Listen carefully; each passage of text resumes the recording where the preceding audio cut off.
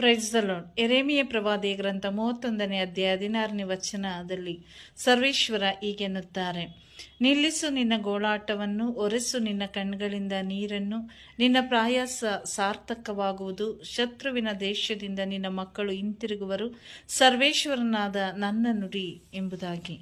ಪ್ರಿಯರೇ, ದೇವರು ನಮ್ಮ ಒಬ್ಬೊಬ್ಬರ ಕಣ್ಣೀರನ್ನು ಗೋಳಾಟವನ್ನು ನೋಡುವಂಥ ದೇವರು. ಈ ಹೊಸ ವರ್ಷದಲ್ಲಿ ದೇವರು ನಮ್ಮ ಹಿಂದಿನ ಎಲ್ಲ ಕಣ್ಣೀರು, ಗೋಳಾಟ, ನೋವೆಲ್ಲವನ್ನ ಮಾರ್ಪಡಿಸಿ ಸಂತೋಷ, ಆನಂದ, ಸಮೃದ್ಧಿ, ನೆಮ್ಮದಿಯನ್ನು ಕರುಣಿಸುವಂಥ ದೇವರು.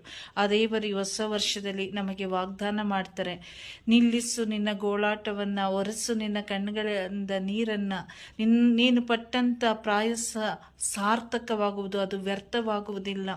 ಎಲ್ಲ ಶತ್ರುಗಳ ದೇಶದಿಂದ, ಎಲ್ಲ ಶತ್ರುಗಳ ಬಾಯಿಂದ ನಾನು ನಿನ್ನನ್ನು ಕಾಪಾಡಿ ಸಂರಕ್ಷಣೆ ಮಾಡುವೆನೆಂಬುದಾಗಿ ನಮ್ಮನ್ನು ಸದಾಕಾಲ ತನ್ನ ಕಣ್ಣಿನ ಗುಡ್ಡೆಯಂತೆ ಕಾಪಾಡುವಂಥ ದೇವರು.